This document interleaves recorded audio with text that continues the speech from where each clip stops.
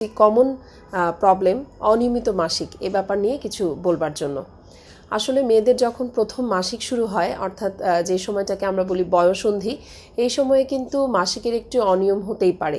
অনিয়মিত মাসিক বলতে আমরা আসলে বুঝি যেটা প্রতি মাসে মাসে হবার কথা, অর্থাৎ 21 থেকে 35 দিনের ব্যবধানে যেটা হওয়ার কথা, সেটা যদি 21 দিনের আগে হয়ে যায় অথবা 45 দিনের পরে গিয়ে যদি মাসিকটা হয়, অর্থাৎ প্রতি মাসে যখন মাসিক হচ্ছে না, সেটাই কিন্তু অনিয়মিত মাসিক।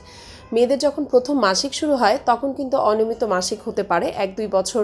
আমরা এটাকে ধরে নেই যে হয়তো তার ব্রেন থেকে যে সিগন্যালটা ওভারিতে আসবে বা জরায়ুতে আসবে, হয়তো সেটা এখনও ম্যাচিওর হয়নি, বা তার শরীরে হয়তো হরমোনের ভারসাম্যগুলো এখনও ম্যাচিওর হয়নি, সেই জন্য হয়তো বা তার অনিয়মিত মাসিক হচ্ছে। কাজেই এটা নিয়ে আমরা খুব বেশি দুশ্চিন্তায় পড়ি না। কিন্তু যখন এই অনিয়মিত মাসিক বয়স বাড়ার সাথে সাথেও দেখা যায় একটি সমস্যা হয়ে থেকে যাচ্ছে, বরং তার সঙ্গে আরও কিছু সিমটম এসে যোগ দিচ্ছে, যেমন হলো হঠাৎ করে ওজন বেড়ে যাওয়া, তারপর মাথার চুল পড়ে যাওয়া, মুখে ব্রণ বা অ্যাকনির সমস্যা হওয়া, তারপর দেখা যাচ্ছে যে ঘাড়ের পিছনে কালো দাগ হয়ে যাওয়া। তখনই কিন্তু আমাদের সবার একটু দৃষ্টিতে ঘটনাটা পড়ে যে এটা আসলে কি কোনো অসুখ কিনা, অথবা আমাদের ডাক্তারের কাছে যাবার দরকার আছে কিনা। আসলে এটা এক ধরনের হরমোনাল ইমব্যালেন্সের জন্য হয়, বা যেটাকে আমরা বলি ভারসাম্যহীনতা। এই সময়টাতে দেখা যায় যে শরীরে পুরুষ জাতীয় হরমোনগুলো একটু বাড়তে থাকে, বা পুরুষ জাতীয় হরমোনের প্রতি শরীরে সেন্সিটিভিটিটা বেড়ে যায়, এবং মেয়ে জাতীয় হরমোনগুলো শরীরে অতটা কাজ করতে পারে না। এই সময়ে দেখা যায় শরীরে অ্যান্ড্রোজেন নামক একটি হরমোনের আধিক্য ঘটতে থাকে, এবং তার সঙ্গে ইনসুলিন নামক একটি হরমোন মাত্রাতিরিক্ত বাড়তে থাকে। এই যে ইনসুলিন বেড়ে যাচ্ছে বা অ্যান্ড্রোজেন হরমোনগুলো বেড়ে যাচ্ছে, তার জন্যই মূলত আমি যে সমস্যাগুলো বললাম, যে সিমটমগুলো বললাম, এগুলো নিয়েই পেশেন্ট আমাদের কাছে আসে। আমরা তখন আরও কিছু পরীক্ষা নিরীক্ষা করি, হরমোনের কিছু টেস্ট করাই, যেমন খালি পেটে ইনসুলিন টেস্ট, অথবা তার ব্লাড সুগার পরীক্ষা করাই, তার মাসিকের দ্বিতীয় দিনে কিছু হরমোন টেস্ট করাই, তার সঙ্গে আমরা মেয়েটির ওভুলেশন হচ্ছে কিনা বা ডিম ফুটছে কিনা সেই ধরনের কিছু পরীক্ষা নিরীক্ষা হরমোনের মাধ্যমে করি। থাইরয়েড হরমোন টেস্ট করাই, প্রোল্যাকটিন নামে একটি হরমোন টেস্ট করাই। এগুলো করে আমরা আসলে অ্যাসেস করার চেষ্টা করি যে তার হরমোনজনিত কোনো সমস্যা হচ্ছে কিনা। এর সঙ্গে আমরা তলপেটের একটি আলট্রাসোনোগ্রাফি করে দেখি যে ওভারিতে সিস্ট তৈরি হচ্ছে, অর্থাৎ ওভারির চারপাশ জুড়ে ডিম্বাশয় যেটা, এর চারপাশ জুড়ে দেখা যায় ছোটো ছোটো ছোটো ছোটো পানির থলির মতো তৈরি হয়, যেটাকে আমরা বলি পলিসিস্টিক ওভারি। তো এই সবগুলো সমস্যা যখন একই সাথে উপস্থিত থাকে, কয়েকটা সিমটম, তার সঙ্গে কিছু হরমোনাল ইমব্যালেন্স, এবং তার সঙ্গে হলো আলট্রাসোনোগ্রাফিতে এই পলিসিস্টিক ওভারি, এটাকেই আমরা বলি পলিসিস্টিক ওভারিয়ান ডিজিজ, যেটা আমাদের দেশে এখন বেশ প্রকট আকার ধারণ করেছে, এবং আমরা দেখতে পাচ্ছি প্রায়শই বিভিন্ন সমস্যা নিয়ে মেয়েরা আমাদের কাছে এসে থাকেন। তার মধ্যে খুব কমন একটা হলো অনিয়মিত মাসিক।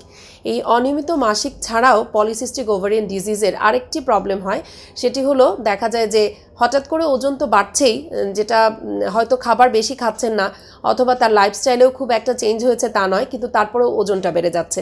তার সঙ্গে দেখা যায় শরীরে কোথাও কোথাও অবাঞ্ছিত লোম গজাচ্ছে, যেমন দাড়ি গোফের মতো হতে পারে, বা সামান্য হয়তো চিবুকে বা ঠোঁটের উপরিভাগে অথবা হাতে পায়ে হঠাৎ করেই খেয়াল করা হচ্ছে যে লোম বেড়ে যাচ্ছে।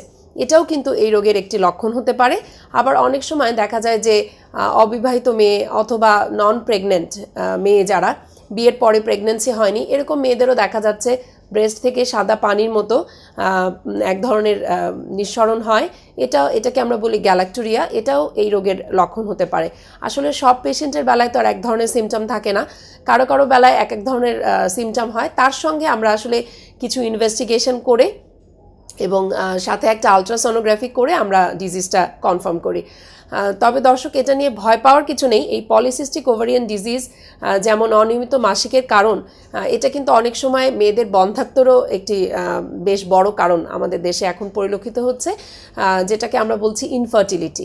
তো এই ধরনের পেশেন্ট যখন আমাদের কাছে আসে, আমরা কিন্তু পেশেন্টদেরকে আশ্বস্ত করি, এবং প্রথমেই আমরা যেটা পেশেন্টকে কাউন্সেলিং করি সেটা হলো তার লাইফস্টাইলের প্রতি একটু নজর দিতে বলি, তার ওজন কমানো, তার নিয়মিত এক্সারসাইজ বা ব্যায়াম, এগুলোর মাধ্যমে পেশেন্ট যদি একটু ডায়েট করে যদি ওজনটা কমিয়ে ফেলতে পারেন, তাহলে আসলে সমস্যা অনেকখানি সমাধান করা সম্ভব।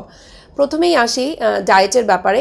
ডায়েটিং বলতে আসলে আমরা কি বুঝি? ডায়েটটা হলো সারাদিন না খেয়ে আমি যদি দিনে একবার খাবার খাই কিন্তু অনেক বেশি পরিমাণে খেয়ে ফেলি তাহলে কিন্তু হবে না। আবার ইদানিংকালে আমাদের দেশে কিটো ডায়েটের বেশ প্রচলন শুরু হয়েছে। অনেক রোগী দেখছি কিটো ডায়েট করে ওজন খুব তাড়াতাড়ি কমিয়ে ফেলার চেষ্টা করেন। এটাও আসলে সঠিক নয়, কারণ কিটো ডায়েটেরও বেশ কিছু খারাপ দিক আছে। তো সেই জন্য আমি বলবো ডায়েট বলতে আসলে বোঝাচ্ছে যে কার্বোহাইড্রেট বা ফ্যাটটাকে একটু কার্টেল করা, কিন্তু আমাদের প্রোটিন জাতীয় খাবারগুলো নিয়মিত খাওয়া, তার সঙ্গে ফলমূল, শাকসবজি এবং পানি জাতীয় খাবার এগুলোও কিন্তু খেতে হবে পর্যাপ্ত পরিমাণে, যাতে করে আমার শরীরে কোনো কিছুর অভাব না ঘটে, কিন্তু কোনো কিছুই বাড়তি বা অতিরিক্ত প্রয়োজন নেই। বিশেষ করে fast food, ice cream, chocolate, cold drinks এগুলো যদি আমরা বাদ দিতে পারি তাহলেই কিন্তু ডায়েট করা হলো, এবং ডায়েট করলে আমরা কিন্তু ওজন অনেকাংশেই কমিয়ে ফেলতে পারি। তার সঙ্গে আরেকটা জিনিস আমরা জোর দিই, সেটা হলো এক্সারসাইজ।